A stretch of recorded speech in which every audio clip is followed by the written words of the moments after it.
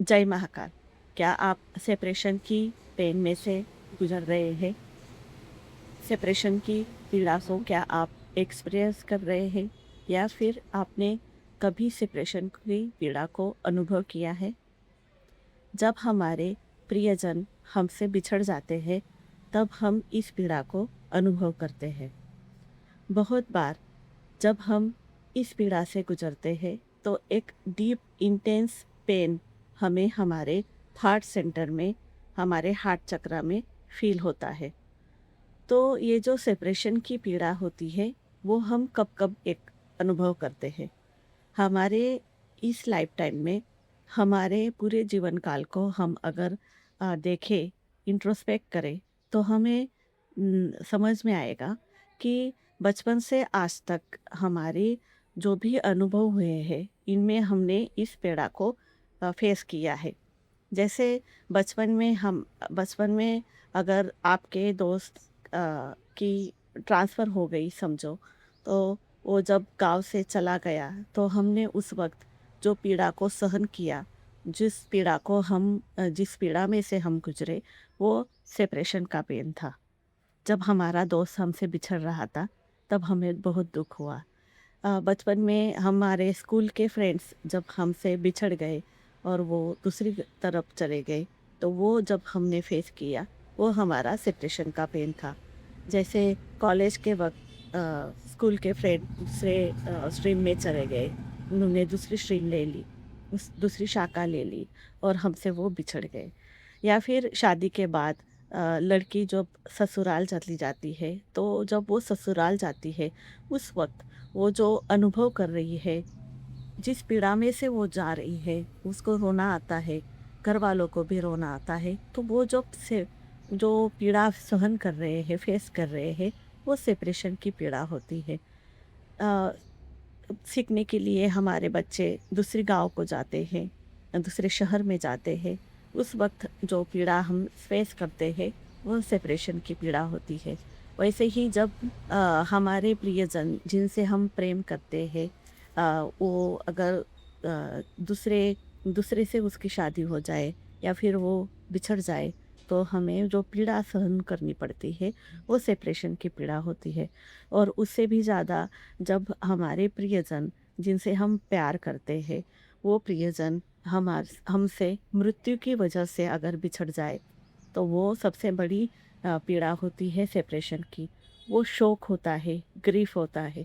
तो ये जो सेपरेशन का पेन है, अगर आपने आपके जीवन काल में अनुभव किया है, किसी से बिछड़ जाने का अ, अनुभव आपने किया है, तो क्या ये सेपरेशन का पेन इसी लाइफ टाइम का है, या उस पर्टिकुलर सिचुएशन का ही वो पेन था क्या?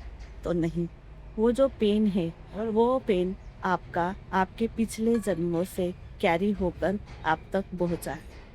आपका पेन अभी जो आप उस वक़्त आपने उस इवेंट के काल में जब अनुभव किया, वो पेन आपका सिर्फ़ इस जीवन काल का ही नहीं था, तो वो पिछले जीवन काल से आपके साथ चला आ रहा है।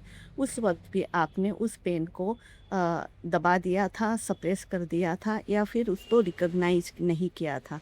इसी वजह से अब वो ज़्यादा इंटेंस मात्रा में आपको दिख रहा है। अगर ये पीड़ा, ये सेपरेशन का पेन अगर आप ट्विन फ्लेम जर्नी में है, तो वे सेपरेशन का पेन बहुत ही ज़्यादा इंटेंस मात्रा में अनुभव होता है। क्योंकि ट्विन फ्लेम जर्नी में जब रनर चेजर डायनामिक होता है, जब रनर चेजर को छोड़कर जाता है या सेपरेशन होता है, तो उस वक्त जो चेजर है वो बहुत ही ज़्यादा इंटेंस मात्रा पर इस पेन को हम अपने हार्ट सेंटर में फील करता है। जैसे उसके सोल अंदर से रो रही है, इतना पेन उसको फेस करना पड़ता है। तो ये सेपरेशन का जो पेन है, वो इस जन्म काल का ही नहीं है, तो पिछले जन्मों से आपने उसको कैरी करके इस जन्म में लाया है। तो ये जो सेपरेशन है, ये सेपरेशन का पेन सरफेस पे आया है, तो इसका कारण, मूल कारण होता है इसको हील करना, इसको देखना, इसको रिकॉग्नाइज करना, और इसको रिलीज करना। रिलीज करने के बहुत सारे मार्ग हैं, इनर वर्क के टूल्स है, टेक्निक्स है, इनके माध्यम से इनको रिलीज कर सकते हैं हम। और दूसरा, ये कर्म तो हम कर सकते हैं इनर वर्क करके, खुद पर काम करके। हमारे जो अनुभव होते हैं वो अनुभव हमारे डीप चक्रा में जमा होते हैं। वो हमारे सबकॉन्शियस माइंड में स्टोर होते हैं। सबकॉन्शियस माइंड हमें बार बार वही अनुभव करवाता है जो उसके भीतर है। तो वो जो अनुभव है, उनको उनसे रिलेटेड जो इमोशंस है, उनकी अगर हीलिंग की जाए तो हमारा सबकॉन्शियस माइंड सेपरेशन की पीड़ा को रिलीज कर सकता है और यूनियन की फ्रीक्वेंसी में वाइब्रेट कर सकता है। तो ये हम कैसे करें? तो ये हम कर सकते हैं इनर वर्क के टूल्स और टेक्निक्स का उपयोग करके। उस इसमें क्रिया प्रैक्टिस होती है, हीलिंग टूल्स होते हैं, इनके माध्यम से हम सेपरेशन की पीड़ा से बाहर आ सकते हैं। दूसरा माध्यम होता है ज्ञान का माध्यम। जैसे अगर हमें ज्ञान हो जाए, ये तो हम ज्ञान के माध्यम से पीड़ा से बाहर आते हैं। ज्ञान की शक्ति से सफरिंग से हम मुक्त हो जाते हैं। तो ये कैसे होता है? जब हमें अगर ज्ञान हो जाए कि ये सेपरेशन ही नहीं है, तो ये यूनियन है। हम किसी से अलग ही नहीं हुए हैं। हम बस हमारे भीतर के हम से अलग हुए हैं। तो जब हम हमारे भीतर के हमसे खुद से अगर जुड़ जाए, हमारे खुद की सेल्फ से अगर जुड़ जाए, तो हम यूनियन को अनुभव करने लगते हैं।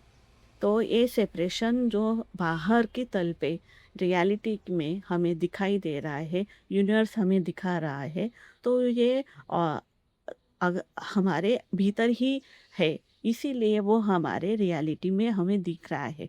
जब हम हमारे खुद के सेल्फ से यूनाइट होते हैं, खुद के मूल स्वरूप से हम जब एकाकार होने लगते हैं, हमारे भीतर जो परमात्मा विद्यमान है, उस परमात्मा से जब हम अलाइनमेंट में आते हैं या एकाकार में आते हैं, तब अपने आप बाहर के जो रियलिटी में हमें सेपरेशन फील हो रहा है, वो एग्जिस्ट नहीं करता। वो तुरंत ही डिजॉल्व हो जाता है, रिलीज हो जाता है। तो इसके लिए हमें हमारे ट्रू सेल्फ में, हमारे खुद के ऑथेंटिक सेल्फ में आना ज़रूरी है। हमारे भीतर जो इनर फेमिनाइन एनर्जी है, हमारे भीतर जो इनर मैस्कुलिन एनर्जी है, उनका जो अगर हम उनसे इनर फेमिनाइन और इनर मैस्कुलिन एनर्जी अगर जुदा है, एक दूसरे से सेपरेट है, तो हम बाहर भी उस सेपरेशन को अनुभव करते हैं। तो इस इनर फेमिनाइन और इनर मैस्कुलिन एनर्जी मतलब हमारे अंदर की आंतरिक शिव और शक्ति की एनर्जी को, यिंग और यांग की एनर्जी को इसको कहा जाता है, उसको बैलेंस करना और उसको यूनियन में लाना बहुत ज़रूरी है। जब हम इनर यूनियन में आते हैं, तो आउटर यूनियन अपने आप दिखने लगता है। हमारे अंदर की सेपरेशन से हम जब मुक्त हो जाते हैं, तो बाहर की सेपरेशन हमें दिखाई नहीं देती, वो अपने आप डिजॉल्व हो जाती है। इससे आगे और है कि जैसे ज्ञान और कर्म से भी ऊपर हमारे गुरु का आशीर्वाद होता है। गुरु की ब्लेसिंग्स हमें हमारे कितने भी डीप हमारे वुंड्स हो, उसे बाहर निकालती है। तो यहाँ पर हमारे महागुरु योगी बुद्ध देव जी की ब्लेसिंग्स है। मधुर मिलन भव, ट्विन फ्लेम यूनियन भव, खुद से एकाकार भव। तो ये जो ब्लेसिंग्स है, इन ब्लेसिंग से माध्यम से आप इस आपकी सेपरेशन की पीड़ा से बाहर आ सकते हैं। सेपरेशन की पीड़ा जो होती है, उसके पीछे हमारे बहुत सारे इश्यूज होते हैं, वुंड्स होते हैं। सेपरेशन की पीड़ा हमें उस वक्त हमारे भीतर के इश्यूज को ट्रिगर कर देती है। उसमें इश्यूज होते हैं सेपरेशन, अगर हमसे कोई सेपरेट हो जाए, तो उस वक्त हमारे भीतर ट्रिगर हो सकता है फियर ऑफ अबेंडनमेंट, मतलब हमें छोड़ दिया जाएगा। फियर ऑफ रिजेक्शन मतलब हमें रिजेक्ट कर दिया जाएगा। लैक ऑफ इम्पोर्टेंस मतलब हमें कोई महत्व नहीं देता। या फियर ऑफ डेथ मतलब मृत्यु का भय भी इस वक्त ट्रिगर हो जाता है। इससे और भी जो इश्यूज है वो भी ट्रिगर हो सकते हैं। जैसे कि मैं इस प्यार के लिए लायक नहीं हूँ। अगर कोई अपने जीवन काल में बहुत बार सेपरेशन की पीड़ा में से गुजरा है, तो उसके भीतर एक बिलीफ तैयार हो सकता है कि मैं प्यार को डिजर्व नहीं करता, या फिर उसके भीतर एक भय निर्माण हो सकता है कि मैं जिससे भी प्यार करता हूँ या करती हूँ वो मुझसे बिछड़ जाता है, कुछ ना कुछ बुरा हो जाता है। तो ये भी बिलीफ उसके भीतर तैयार हो सकता है।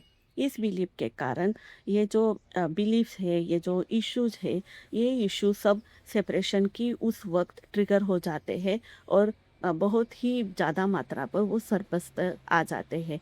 तो ये सरपस पे क्यों आए हैं? तो ये सरपस पे आए हैं क्योंकि इनको अब हील करने का टाइम अब आ चुका है। यूनिवर्स आपको बार बार अगर ऐसी पीड़ा में से गुजर रहा है, तो जान लीजिए कि अब टाइम आ चुका है इनको हील करके इनसे मुक्त होने का। तो आप इनसे मुक्त हो सकते हैं ज्ञान के माध्यम से कि मैं सेपरेशन में नहीं हूँ, मैं खुद से अलाइनमेंट में हूँ, परमात्मा से अलाइनमेंट में आ सकते हैं आप। दूसरा कर्म के माध्यम से और गुरु की ब्लेसिंग से आप सेपरेशन से मुक्त हो सकते हैं। एक गाना है जिसको ढूंढे बार बार, अ, तो वो जो उसमें एक बताया गया है कि आप जिसको भी ढूंढ रहे हैं वो आपके भीतर छुपा है, उसको आप जान सकते हैं, देख सकते हैं। जब आप अपने भीतर में उतरेंगे तो आप जिस पिया को बाहर ढूंढ रहे हैं वो तो आपके भीतर ही छुपा है, ये आप जान लेंगे।